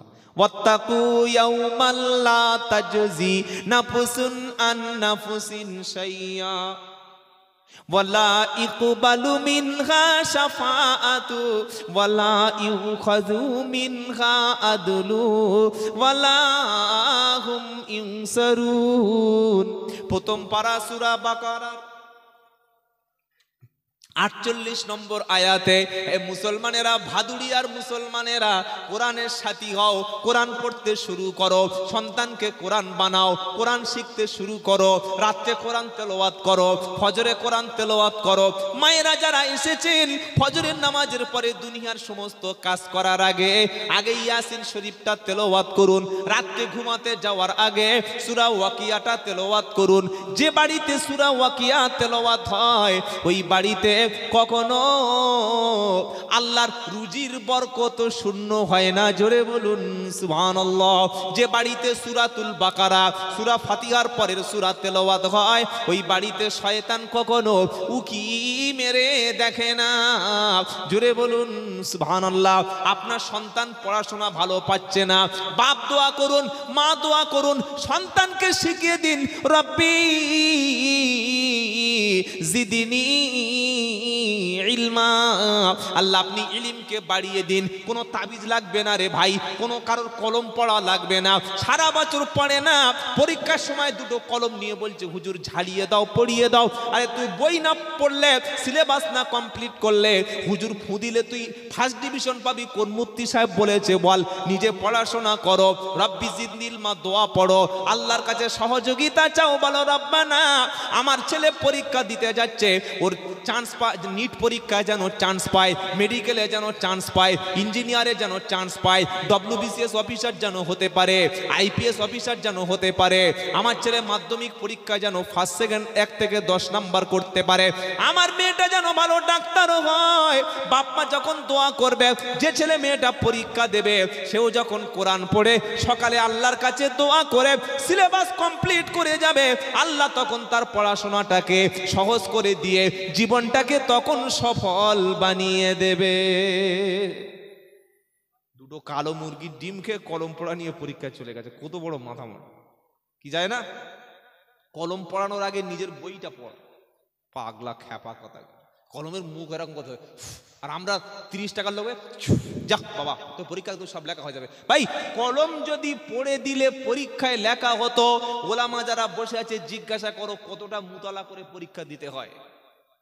কই আমাদের তাহলে নিজেদের কলম তো নিজেই পড়িয়ে নিতাম। সব ভণ্ডামি ছাড়া কিচ্ছু নাই। হ্যাঁ এতটুকু বলতে পারেন হুজুর পরীক্ষা দিতে যাচ্ছি, একটু দোয়া সময় স্মরণ করবেন যেন পরীক্ষাটা ভালো হয়। এটা বলা দোষের না, দোষের নয়। বা আপনি কলমটাকে নিয়ে বিসমিল্লাহ বলে লিখতে শুরু করুন, এটা দোষের নয়। সারা বছর পড়েনি, সিলেবাস কমপ্লিট করেনি, মুখ খুলে কলম নিয়ে বসে দাঁড়িয়ে খ্যাপা কথা। জীবনে ঘরে কোরআন তেলাওয়াত হয় না, মিলাদের দিন এমন টুপি মিলাদের দিন পরেছে, খাজা মঈনুদ্দিন চিশতি মুরিদদের মতো উঁচু টুপি পরে এসেছে মিলাদে, আর সাদা পাঞ্জাবি। পাড়ার লোক বলছে সেই আমাদের সেই ছলেমদ্দি না, ছলেমদ্দি কে বলে ছলেমদ্দি, দেখ মুখের কাছে গিয়ে দেখ, মুখের কাছে গিয়ে দেখে গোঁপ চেঁচে দাড়ি 3 বার ক্লিন শেভ করে সাদা পাঞ্জাবি, সাদা টুপি, আর মাথায় রুমালটা এমন করে এরকম জড়িয়েছে না। কাবা শরীফের ইমাম আব্দুর রহমান আর সুদাইস মনে করছে ওর আমার কাবা শরীফ পর্দা যাবে, ওর বাড়িতে মিলাদ হচ্ছে, কি বুঝলেন? মিলাদের দিন এমন পাঞ্জাবি পরেছে। আসলে এটা মানুষকে ধোঁকা দিচ্ছি ভাই। নিজের বিবেককে জিজ্ঞাসা করুন, সাদা পাঞ্জাবিটা পরেছি, ভিতরের অন্তরটা সাদা হয়েছে তো? বাড়িতে মিলাদের দিন সাদা টুপি পরেছি, কিন্তু ব্রেনের মধ্যে যে নোংরাগুলো আছে এগুলো দূর করতে পেরেছি তো? মিলাদের দিন সবাইকে দাওয়াত করেছি, নিজের বোনকে দাওয়াত করেছি তো? বাপের মিলাদের দিন সবাইকে হাসি মুখে চা তুলে দিয়েছি, নিজের মায়ের পেটের ভাইটাকে যাকে ঠকিয়ে জমি ঠকিয়েছি তাকে দাওয়াত করে খাইয়েছি তো? 30,000 টাকা একটা লোক পাবে, আমি তাকে দিইনি, তাকে দাওয়াত করেছি তো? সাদা পোশাক পরে ধোকা দেওয়া যাবে না। ভিতর আর বাইরে যখন আলাদা হবে আল্লাহ তখন এই 2 নম্বর মালটাকে নেবে না। আমরা সঠিক কিনা বেঠিক এটা আমাদের অন্তর জানে। সমাজে অনেক কিছু বলা যায়, সমাজে বক্তা সাজানো যায়, পীর সাজানো যায়, পীরের অভিনয় করা যায়, আলেম বক্তব্য করার অভিনয় করা যায়, কিন্তু অন্তরটা যদি সঠিক না থাকে ভাই কোনো লাভ। সাদা পাঞ্জাবি পরে যদি বলেন কেউ জানু আর নাই বা জানুক, আমি তো জানি কত পাপী। সবাই বলছে সাদা পাঞ্জাবি পরে মালটা স্টেজে বসে আছে মানে বিখ্যাত মাল। এই যে মাল না পয়মাল সেটা আমি নিজে জানি, জানি না জানি না, আর আপনারা জানেন না, আপনারা কত ভালো। তাই কবি বলছেন, কেউ জানুক আর নাই বা জানুক, আমি তো জানি কত পাপী। কেউ জানুক আর নাই বা জানুক, আমি তো জানি কত পাপী। পোশাকে আশাকে দেখো এ দেহটা ঢেকেছি, পোশাকে আশাকে দেখো এ দেহটা ঢেকেছি, জীবনে আড়ালেতে কত পাপ যে করেছি। জীবনে চলার পথে, জীবনে চলার পথে কতজনকে ঠকিয়েছি, আমি তো জানি কত পাপী। কেউ জানুক আর নাই বা জানুক, আমি তো জানি কত পাপী। আজ থেকে পরিবর্তন হব ইনশাল্লাহ, সকল ইনশাল্লাহ বলেন। পরিবর্তন হব কোরআন দ্বারা, ইসলাম দ্বারা ইনশাল্লাহ। প্রত্যেকে আজ থেকে নিয়ত করছেন যে কোরআন শরীফ শিখবো। নিয়ত আছে কার কার? হাত তুলুন দেখি ইনশাআল্লাহ। নারায়ে তাকবীর। শিখবেন ভাই, ঠকবেন না। হাসরের ময়দানে কোরআন আপনাকে পক্ষে নেবে ইনশাআল্লাহ। আর যদি কোরআন আপনার সাথে থাকে ইনশাআল্লাহ আপনি জান্নাতি। সুবহানাল্লাহ বলেন। হুজুর কোরআন সাথে থাকলে জান্নাতি? এই যে বললাম ওলিদের ভয় নাই, কোরআন সাথে থাকলে ভয় নাই। আরেক শ্রেণীর মানুষদের ভয় নাই, তারা কারা? ইয়া ইবাদিলা খাউফুন আলাইকুমুল ইয়াউম ওয়ালা আনতুম তাহজানুন আল্লাযীনা আমানু ওয়া কানু ইয়াত্তাকুন وَكَانُوا يَتَّقُونَ الَّذِينَ آمَنُوا بِآيَاتِنَا وَكَانُوا مُسْلِمِينَ ادْخُلُوا الْجَنَّةَ أَنْتُمْ وَأَزْوَاجُكُمْ تُحْبَرُونَ। হে ভাদুড়িয়ার মুসলমানেরা, আল্লাহ পাক শোনাচ্ছে 25 পারা সূরা যুকরুফের 68 নম্বর আয়াতে, একদম 5 নম্বর লাইনেতে, কিয়ামতের দিন আল্লাহ এক শ্রেণীর বান্দাদেরকে ডেকে সেদিন আল্লাহ জান্নাতের ঘোষণা দেবে। জোরে সে বলো, জোরে বলুন না। আল্লাহ সেদিন ডেকে নেবে, ইয়া ইবাদ, হে আমার বান্দা, আজ কিয়ামতের দিন তোমাদের কোনো ভয় নাই। তো আল্লাহর বান্দা কারা? আল্লাহর ঘর চিনেছে যারা, কোরআন চিনেছে যারা, ওলামাদের চিনেছে যারা, সুদের ব্যবসা ত্যাগ করেছে যারা, বাপ মাকে কাঁদায়নি যারা, নিজের জীবনটা সবকিছু শেষ করে দিলেও আল্লাহ রাস্তা ছাড়েনি যারা, নবীর সুন্নাতকে ছাড়েনি যারা, নিজের ইমানের জন্য, ইসলামের জন্য জান দিয়েছে, মাল দিয়েছে যারা, আল্লাহর বান্দা হলো তারা। সুবহানাল্লাহ, আল্লাহর বান্দা। আল্লাহ বলছে চলে আয়, চলে আয়। ইয়া ইবাদিলা খাউফুন আলাইকুমুল ইয়াউম, হে আমার বান্দা, আজ কিয়ামতের দিন তোমাদের কোনো ভয় নাই, তোমাদের কোনো চিন্তা নাই। আল্লাহ যখন বলবে আমার বান্দাদের কোনো ভয় নাই, আমার বান্দাদের চিন্তা নাই, বক্তা সারা জীবন বুকে হাত চাপড়ে বলে গেছে পীরদের কোনো ভয় নাই, কিন্তু আল্লাহ এখানে বলছে ওলিদের যেমন ভয় নাই, আবার আল্লাহর খাস বান্দাদেরও তেমন ভয় নাই। জোরে বলেন। মদখোর বলল আল্লাহ আমি তো আপনার বান্দা, সুদখোর বলল আল্লাহ আমি তো আপনার বান্দা। আল্লাহ যখন বলবে বান্দা জান্নাতে আয়, মাতাল বলবে জান্নাতে যাব, লটারির টিকিট কাটা লোক বলবে জান্নাতে যাব, ফ্রি ফায়ার খেলা ছেলেরা বলবে জান্নাতে যাব। নিজের ছেলেটাকে বিয়ে দেওয়ার সময়, গরিব মানুষের মেয়ে, তার মেয়ে বিয়ে করার সময় 3 লাখ টাকা জবাই করে যারা ঝেড়েছে তারাও বলবে আল্লাহ জান্নাতে যাব। আল্লাহ বলছে পাইকারি ভাবে জান্নাত কিন্তু দেব না, জান্নাতি হবে কারা? আল্লাযীনা আমানু বিআয়াতিনা ওয়া কানু মুসলিমিন, যারা আমার কোরআনের উপরে ঈমান এনেছিল, কোরআন পড়েছিল, কোরআন বুঝেছিল, কোরআনের উপরে বিশ্বাস করে ঈমান এনেছিল যারা, আর মুসলমান হয়েছিল যারা, এরাই হলো জান্নাতি। মরণের আগে ঈমান ঠিক করে নি, সুদ ছেড়ে দেবো ইনশাআল্লাহ। বলেন ইনশাআল্লাহ। হারাম খাবেন না, জেনে শুনে 1 টাকার হরক খাবেন না, বলুন না ইনশাআল্লাহ। বর্তমান সমাজে মেয়েদের ইমান নষ্ট করার জন্য সবচাইতে বড় ধোঁকা হচ্ছে বন্ধনা লোন, মহিলা সমিতি, যেটা আপনাদের এলাকায় নাই, আলহামদুলিল্লাহ আমাদের এলাকায় আছে। মঙ্গলবার ওই বৈঠকের দিন, তাই তো? আচ্ছা আচ্ছা আচ্ছা ভাই, একটা বাইরের কোনো পুরুষ যদি আপনার স্ত্রীর পাশে চতুর্দিকে গোল করে নিয়ে বসে, সে যদি আপনার স্ত্রীর দিকে আর আপনার স্ত্রী তার দিকে যদি তাকায়, এটা নিশ্চয়ই একটা সওয়াবের কাজ, তো হজের নাকি নয়? জেনা সমাজে ধোঁকা দিচ্ছে। আমরা কিরকম মুসলমান যে বিয়ে করে আমার বউকে খাওয়াতে পারলাম না, অফিসারের বাড়ির পাশে অফিসারের কাছে গোল করে পাঠিয়ে দিলাম। দোষ আমি মেয়েদের দেব না। স্বামী হলো সে বিবিকে বিয়ে করে পর পুরুষের মুখ দেখতে দেয় না, যে অরিজিনাল স্বামী হলো সে। স্বামী হলো সে হালাল রুজি উপার্জন করে স্ত্রীর মুখে খাবার তুলে দেয়, যে স্বামী হলো সে হালাল রুজি উপার্জন করে স্ত্রী অসুস্থ হলে স্ত্রীর চিকিৎসা করায়, যে স্বামী হলো সে। স্ত্রীর কাপড়টা ছিঁড়ে গেছে, বন্ধন থেকে টাকা কেন নেবে? স্ত্রীর চিকিৎসার জন্য কেন বাপের বাড়িতে হাত পাতবে? তাহলে আপনি স্বামী দাবি করছেন কিসের জন্য? আর রিজালু কাওয়ামুনা আলান নিসাই বিমা ফাযযালাল্লাহ, আল্লাহ পাক বলছেন নারীর উপরে পুরুষের কর্তৃত্ব দিয়েছি একটাই জায়গায়, একটা কারণে, কারণ সংসারে খরচের রেসপন্সিবিলিটি, দায়ভার, দায়িত্বটা সম্পূর্ণ পুরুষের। মেয়েদের খরচ আছে নাকি? কি বলছেন, মেয়েদের খরচ আছে? নেই। মেয়েরা যখন বাপের বাড়ি থাকে পুরো খরচ বাপের, যখন শ্বশুর বাড়ি আসছে পুরো খরচটা স্বামীর। এটা তো ইসলাম।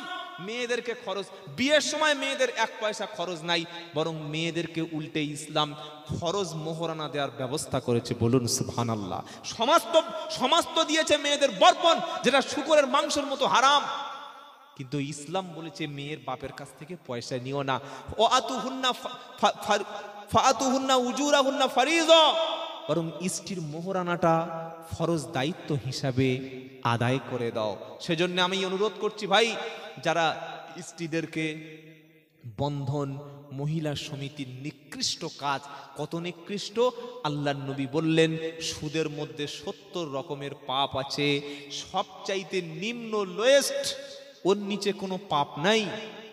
সুদের সবচাইতে ছোট পাপ হলো নিজের মাকে বিবাহ করা, নিজের মায়ের কাছে থাকা, নিজের মাকে জেনা করা। এটা বুঝতে পেরেছেন না? বোঝাতে পারিনি। এই সুদের সবচাইতে ছোট পাপ নিজের মাকে নিয়ে বিয়ে করে তার কাছে রাত কাটানো। এরকম যদি কোনো পুরুষ শোনেন যে মায়ের সঙ্গে তার সামান্য, পৃথিবীর মানুষ তাকে বাঁচাবে? জোরে বলেন, তাকে মানুষ কোন দৃষ্টিতে দেখবে? নবী বললেন সুদের সঙ্গে ইনভলভ হয়ে যাওয়া মানে হলো নিজের মাকে বিয়ে করে ঘরে তুলে নেওয়া। আমার মায়েরা যারা বন্ধনে যুক্ত হয়ে গেছেন, তাদেরকে আমরা সমাজ কি এই পথে নামাইনি? আমরা কি তাদেরকে ঠকিয়ে ওই পথে নামিয়ে দিইনি? তাই আজ থেকে বাড়িতে ফিরে গিয়ে তওবা করে ফিরে আসবেন, বলুন ইনশাআল্লাহ, বলুন ইনশাআল্লাহ। আর সুদের সবচাইতে বড় পাপ, ইয়া আইয়ুহাল্লাযীনা আমানুত্তাকুল্লাহা ওয়া দারু মা বাকিয়া মিনার রিবা ইন কুনতুম মুমিনিন ফাইন লাম তাফআলু ফাআদানু বিহারবিন মিনাল্লাহি ওয়া রাসূলিহি। সূরা বাকারা 278 নম্বর আয়াত বলছেন, হে বিশ্বাসী ঈমানওয়ালা, আল্লাহকে দেখে ভয় করো, ওয়াদারু মা বাকিয়া মিনার রিবা, সুদের কারবারকে ত্যাগ করো। বন্ধন হোক, লোন হোক, মহিলা সমিতি হোক, ব্যাংকের ইন্টারেস্ট কিংবা যে ফিনান্সিয়াল ট্রানজাকশন, যেখানে অর্থনৈতিক ট্রানজাকশনের সুদ আছে, সেটা তুমি ত্যাগ করো। যদি তুমি ইমানদার বলে দাবি করো, সুদ ত্যাগ করো। ফাইল্লাম তাফালু ফাদানু বিহারবিম মিনাল্লাহি ওয়া রাসূলিহি, যদি বলেন সুদের কারবার ছাড়তে পারবো না, সুদ ত্যাগ করতে পারবো না, আল্লাহ বলছে চলে এসো, আমি আল্লাহ এবং রসুলের বিরুদ্ধে ময়দানে জেহাদে চলে এসো। বলুন তো, যদি কোনো ব্যক্তি হাতে অস্ত্র তুলে নিয়ে বলে আল্লাহ এবং রসুলের বিরুদ্ধে যুদ্ধ করব, সেই ঈমানওয়ালা না বেঈমান কাফের? সে ব্যক্তি বেঈমান। আল্লাহ বলছেন যারা প্রকাশ্য হোক গোপনে হোক সুদের সঙ্গে যুক্ত আছে, তাদের ঈমান, জোরে বলেন, কত বড় পাকা মুসলমান, নিজে সুদ খায় আবার বাজারে গিয়ে বলছে এখানে কি মুসলিম হোটেল পাওয়া যায়? বলছে কেন মা কালী হিন্দু হোটেলে ভাত পাওয়া যায় না? বলছে না না, আমি একজন খাঁটি মুসলিম, হিন্দু হোটেলে খাবো, অথচ হারামখোর ছেলের বিয়ে দেওয়ার সময় 3 লাখ টাকা খেয়েছে। কেরকম মুসলমান? কেন হিন্দু হোটেলে খেলে তুই বেঈমান হবি? তো যে রসগোল্লা গুলো আসছে, যে দানাদার গুলো আসছে, এরা কি সব ওই মুফতি সাহেবরা তৈরি করে নাকি? যে চিনিগুলো তুমি খাচ্ছ সুগার, এই চিনিগুলো সব কি হাফেজ সাহেবরা কারখানায় তৈরি করে না? তাহলে চিনিগুলো যদি খেতে পারো, তুমি হিন্দু হোটেলে খেলে তোমার ঈমান চলে যাবে। কোন জায়গা থেকে ফতোয়া এনেছো? হ্যাঁ, এতটুকু বলতে পারেন যে আমি কোনো অন্য কারো হাতে জবাই করা মাংস খাবো না, যেহেতু বিসমিল্লাহ বলে কোনো মুসলিম জবাই না করলে ঝাটকা মাল কোনো মুসলমানের খাওয়া জায়েজ নয়। আমি হিন্দু হোটেলে গিয়ে খাবো না। আপনি তো পৃথিবীতে এমন জায়গায় যাবেন সেখানে কোনো অমুসলিম ছাড়া কোনো মুসলিম হোটেলেই নাই, আপনি কি করবেন? কি করবেন বলেন? সেজন্য সত্যটা বোঝা লাগবে। যাই হোক, অনেক কথা বলে ফেলেছি, সময় আমাদের শেষ হয়ে এসেছে, আর বেশি কথা বলবো না। এই জলসাটা কি আগামী বছর হবে? কারা কারা চান হাত তুলুন দেখি, নারাই তাকবীর।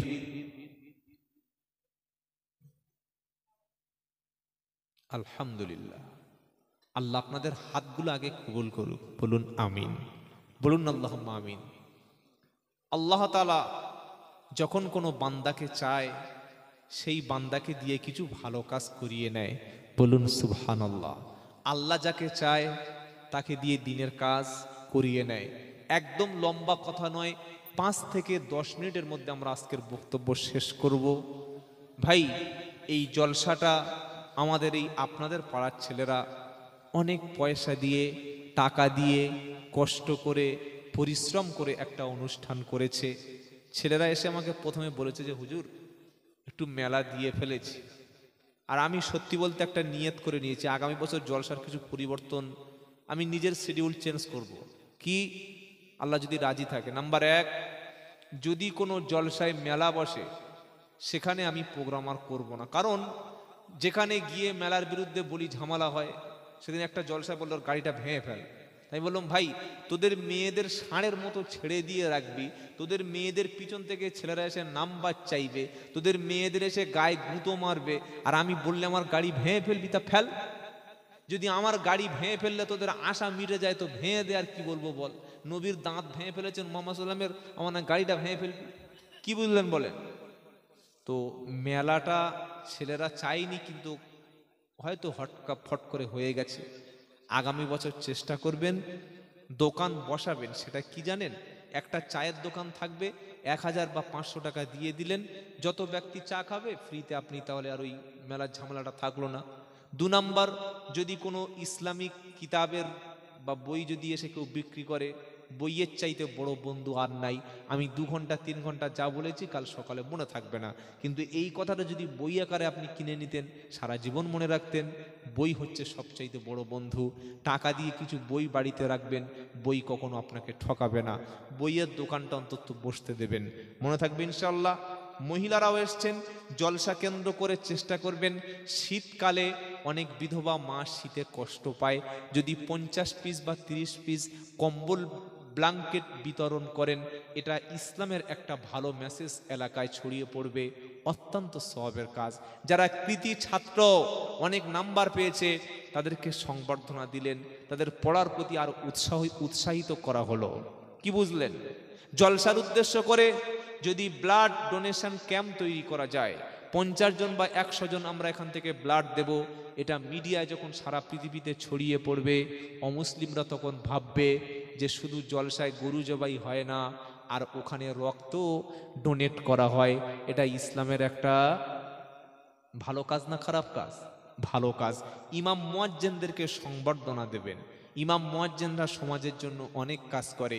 বয়স্ক সিনিয়র ব্যক্তি, অনেক হাজী সাহেব থাকে, সম্মানিত ব্যক্তি, তাদের সংবর্ধনা দেবেন ইনশাআল্লাহ। বলেন ইনশাআল্লাহ। এই জলসাটা আগামী বছর হবে। আল্লাহর বান্দারা কোনো প্রেসারাইজ করব না, প্রেসার ক্রিয়েট করব না। যার যতটুকু সামর্থ্য, নেক কাজে সহযোগিতা করা, নেক কাজের মতো সওয়াব পাওয়া যায়, বলুন সুবহানাল্লাহ। আর যতগুলো মিডিয়া ভাই এসছেন আপনাদের অনেক খেদমত দিনের জন্য আছে। মিডিয়া আছে বলে ছেলেরা আজকের নোংরা ভিডিওর হাত থেকে বেঁচে ইসলামিক কথাগুলো মিডিয়ার মাধ্যমে শুনতে পায়। বলুন সুবহানাল্লাহ। তবে কিছু বদমাশ মিডিয়া আছে না, যারা মানুষকে সত্যটাকে উল্টে মিথ্যাটার সঙ্গে সত্য জুড়ে দিয়ে সমাজে ফিতনা সৃষ্টি করে। এরকম মিডিয়াগুলো বয়কট করার চেষ্টা করবেন। এই যে একটা চ্যানেল আছে, লক্ষ লক্ষ মানুষ দিন ইসলাম সারা পৃথিবীতে ছড়িয়ে পড়ছে। বলুন আলহামদুলিল্লাহ। আলহামদুলিল্লাহ বলেন। এটাও একটা সদকায়ে জারিয়া। আল্লাহ তাআলা এই মিডিয়া ভাইদের খেদমত যেন কবুল করেন। বলুন আমিন।